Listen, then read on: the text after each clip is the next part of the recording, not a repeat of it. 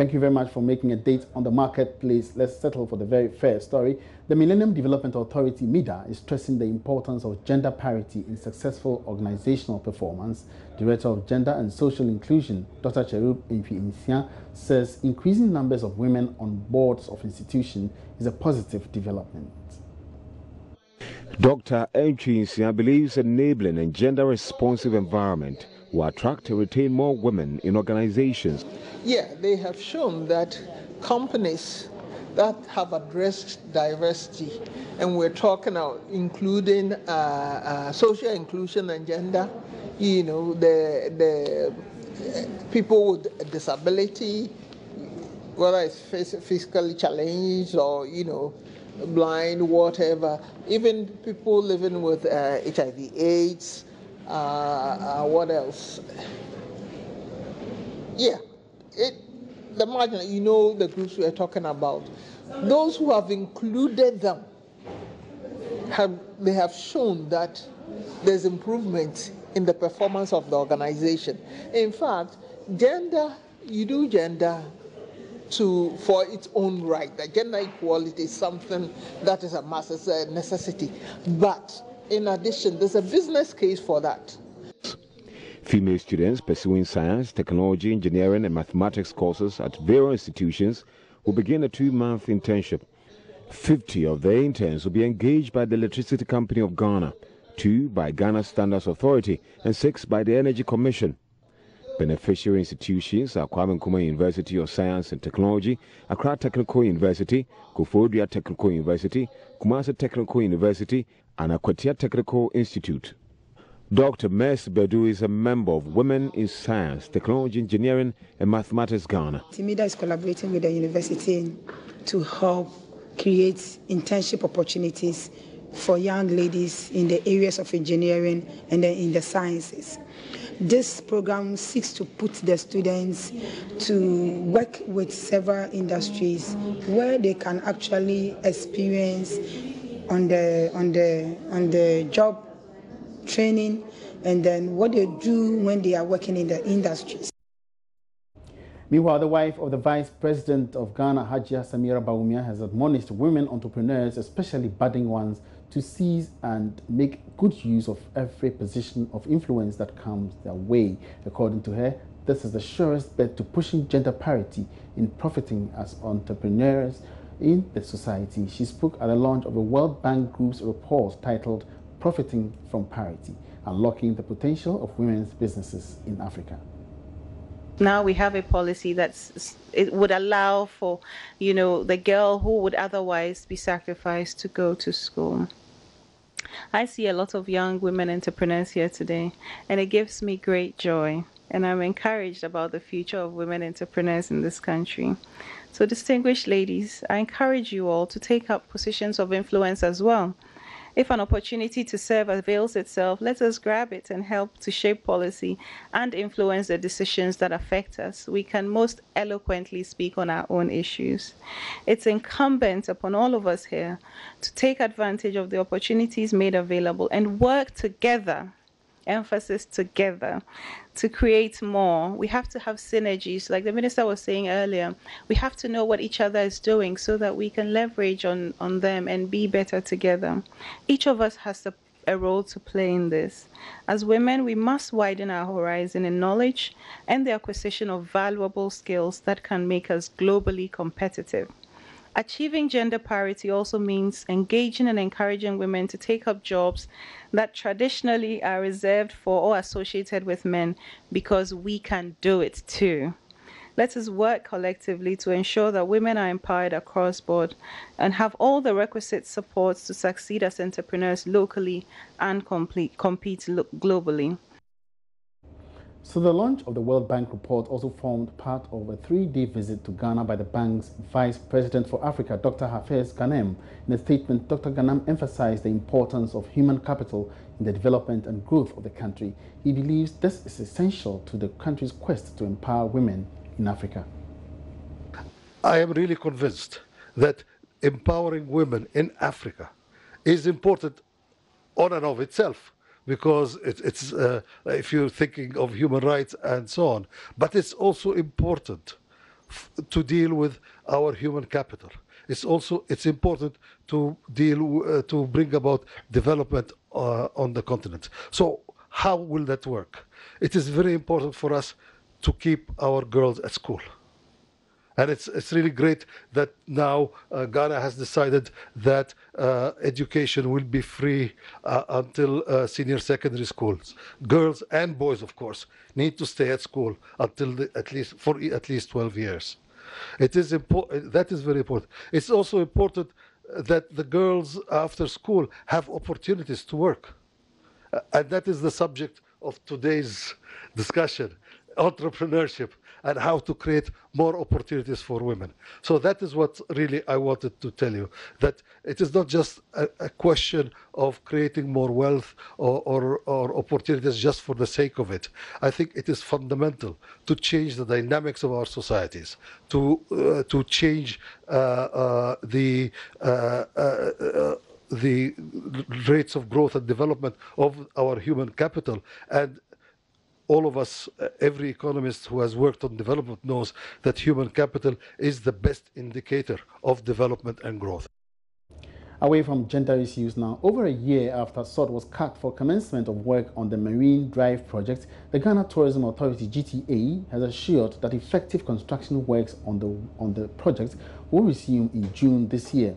The $1.2 million project is expected to create over 15,000 jobs. Karen Dodu has more in this report.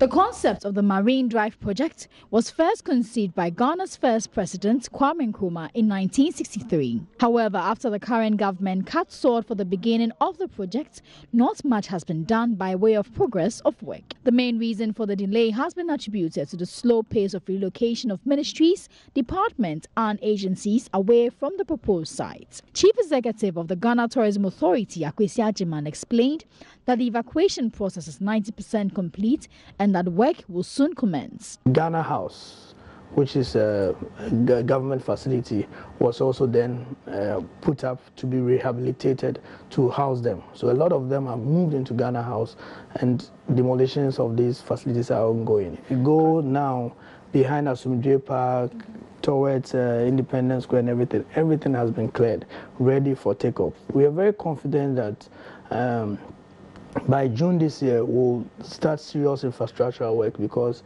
the art center parts will have started the relocation. He also allayed fears of artisans at the Accra Art Center, assuring that they will not be displaced. They run us through their business process.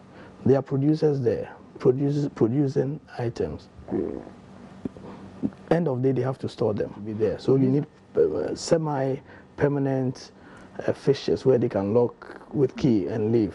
So that process takes time. And now they have assurance because with the new designs and layouts that have been done on the Marine Drive by Sir David Ajay and Associates, they have a key factor in there. When completed, the Marine Drive will have facilities such as boardwalk, hotels, shopping malls, restaurants, a park, London site and a 3,000-seater concert hall. For Joy Business, Karen Dodu.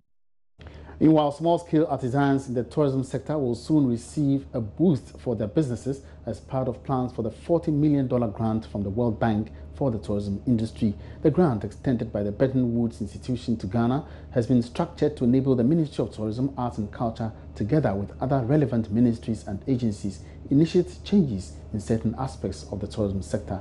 Chief Executive of the authority, Akwesi Agyeman, explains the $5 million will be dedicated to this cause. Okay, there are four components that are at play here. One is the tourism enterprise support, which is 5 million grants that are going to go into small businesses. And so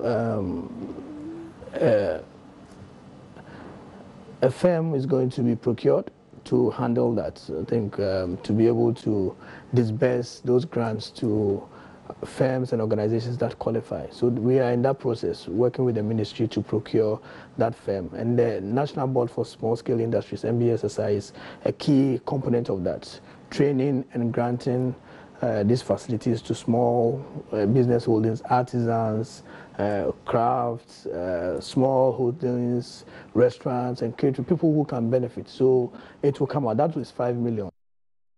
Let's turn attention now to some financial issues. And Head of Local Government Service, Dr. Nana Ato-Arthur, wants a probe into alleged cases of internal auditors conniving with contractors to raise certificates for non-existent contracts. He says prosecutorial agencies must ensure appropriate steps are taken to nip such practices in the bud. He also charges various regional coordinating councils to intensify monitoring and evaluation to protect the public purse. Dr. Ato-Arthur was speaking at the annual Congress of National Internal Auditors Association in Kumasi. Nana Sensu-Mensah has more in this report. Dr. Ato-Arthur bemoans the conduct of internal auditors who are mandated to check public officers from corruption are the ones perpetrating such acts. He says, though some people are doing a good job, the country is losing millions of cedis to corruption by others. There are cases in Volta region, there are cases in Eastern region, there are cases, and those are the cases that I'm referring to. But investigations are yet to be conducted. Let me commend some of the internal auditors for the good work that they are doing in the local government service. At the same time, there are some bad nuts within the service, and I think that it's an area that we need to win the fight. One has to do with some internal auditors conniving with some finance officers, engineers in the system to process certificates of non-existent projects. This is criminal. On the back of newly created regions, he advises internal auditors and other civil servants to brace themselves up for massive transfers. From tomorrow and Friday, we need to start with the postings. RCCs need to be in place. And when we're talking about Regional Coaching Council, the key staff includes auditors, coordinating directors, auditors, HR, procurement, environmental health, directors of agric, and others. And so I was telling them that, look, because we need staff to go to these 6 new regions, some of you will definitely be affected. President of the National Internal Auditors Association, Michael Ivy, wants government to review conditions of service of members as part of measures to stem the tide on corruption.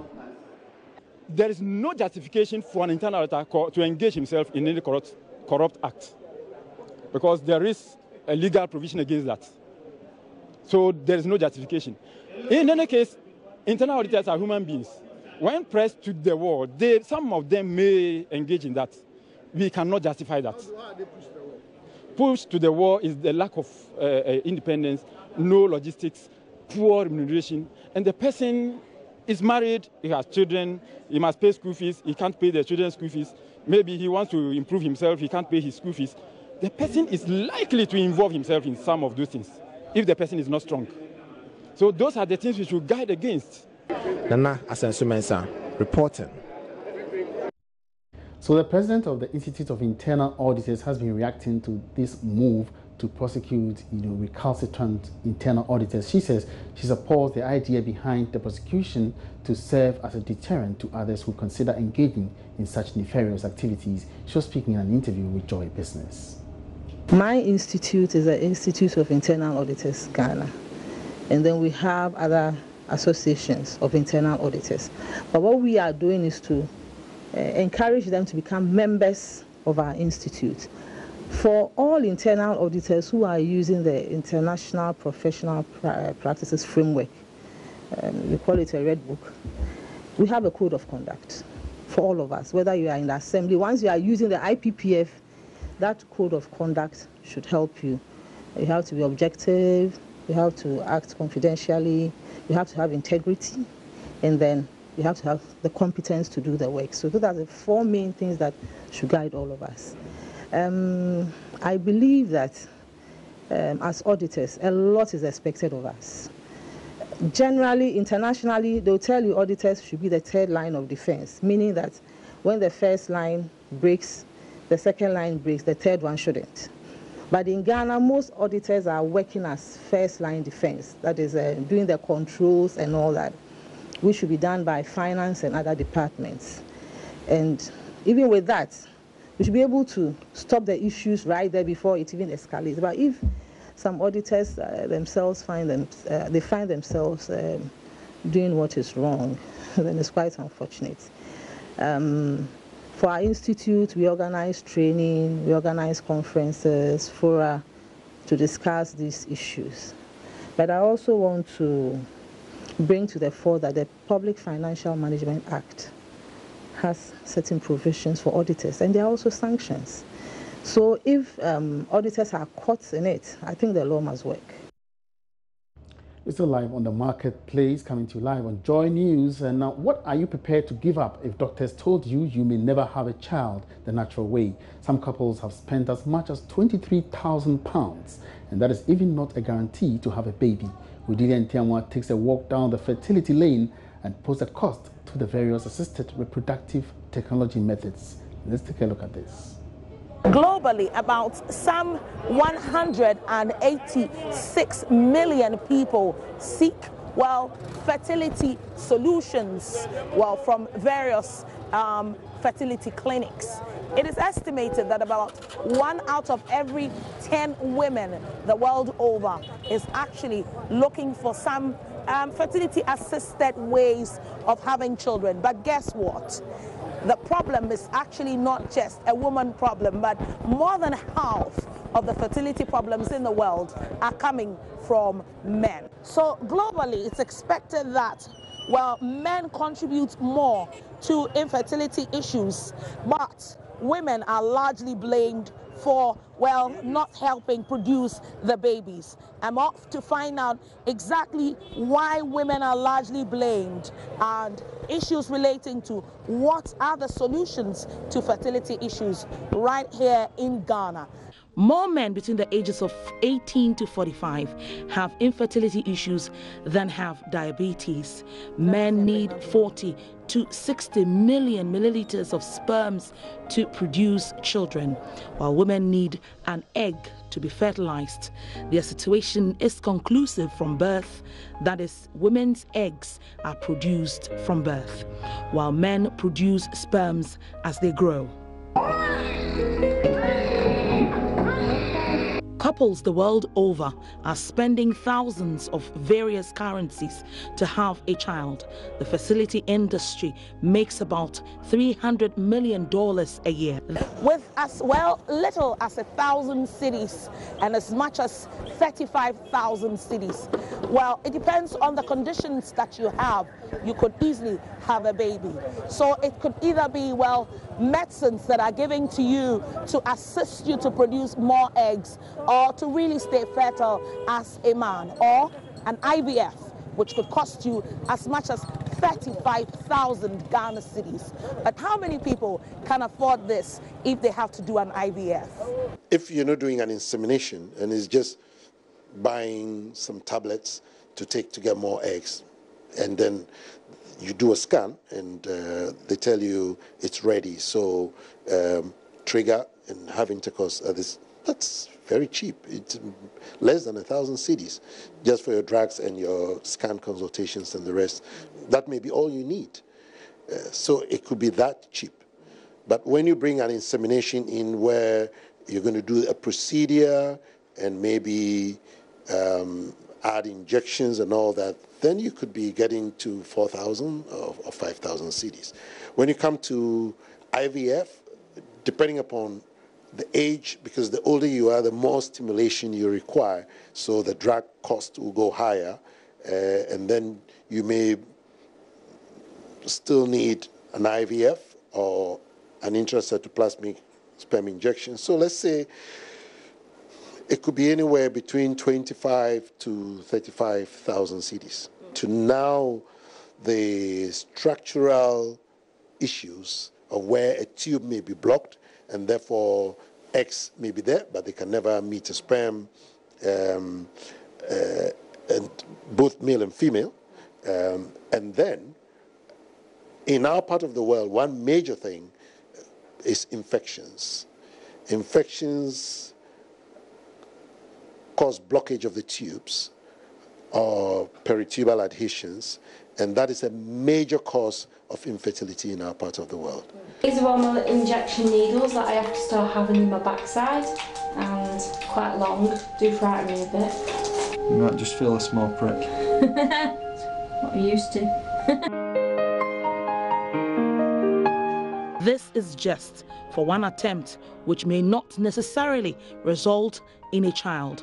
Couples can wait for years if they need donors who look like them to either donate an egg or sperm to cut out the suspicion the child is not theirs. Currently, the donor screening requires both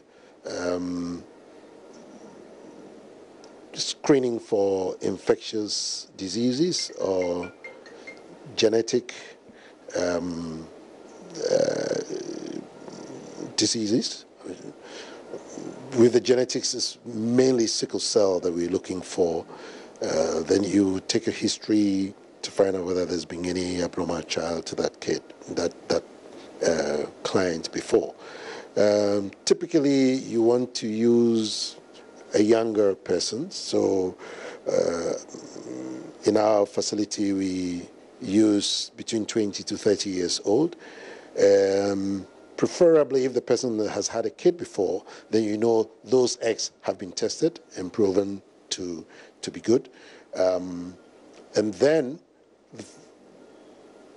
aside all this, you want the physical features to be close to that of the recipient as much as possible. Because if you get eggs from somebody who looks very much like you, fertilized with the sperms of the husband, then that offspring is going to look like the two of them. So it fits in very well with an offspring that would have come naturally. I have come to speak to a man who took 13 years to have a child and the president of the Childless Couple Association. Nanaya will say he had an IVF in 2015 and a child in 2016, spending 10,000 cedis. He started the Childless Couple Association to encourage others without children to have one in 2012. At the time, I went around the various fertility centers that we had, both in Accra and Kumasi. The majority were in Accra, but at the time there were only 2 in Kumasi, trying to seek rebate for couples who, through the NGO, will go and do the fertility treatment. But it became difficult because almost all the centers I visited refused us the rebate, the discount, giving various reasons. All right, so it was one clinic in Kumasi, who rather collaborated with us. But he lacked something. He did not have a child of his own. So 3 years after establishing the NGO, he was forced to have his own through an IVF. I realized that instead of motivating people with my circumstances during the seminars, the workshops, and the conferences that we held, I was rather pushing people away because of the perception that if I don't have, then I can't help them to have. So finally, we decided to go and do the IVF ourselves in the year 2014. You can imagine, so that means 2015 rather, 2015, because we had our child on 4th August 2016.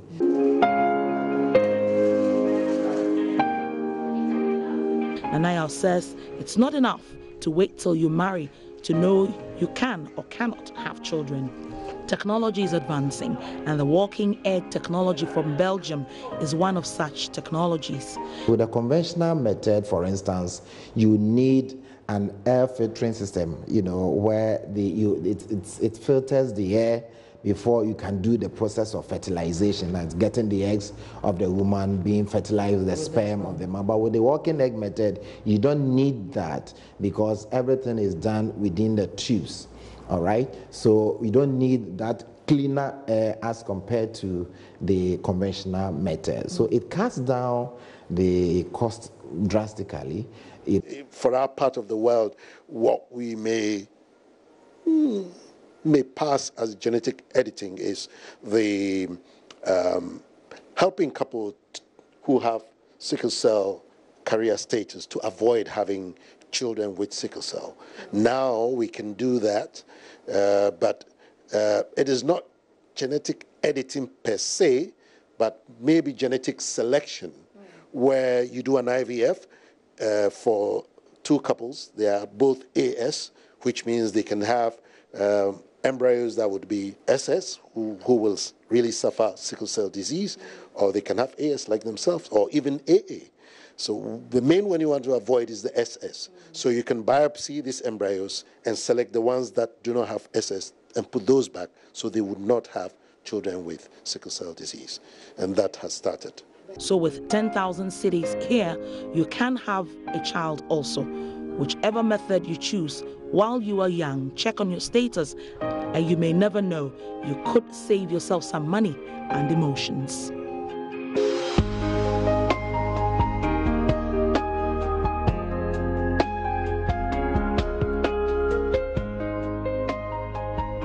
And that will be it for the marketplace today. But before you go, the Ghana Investment Promotion Center is organizing the first quarter edition of the GIPC Ghana on the Go CEO's Breakfast Meeting.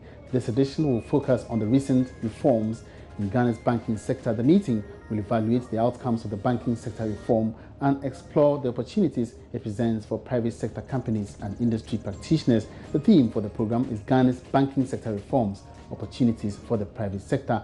It will be held on Friday, the 29th of March 2019 at the Labadi Beach Hotel in Accra from 8 a.m. to 11 a.m.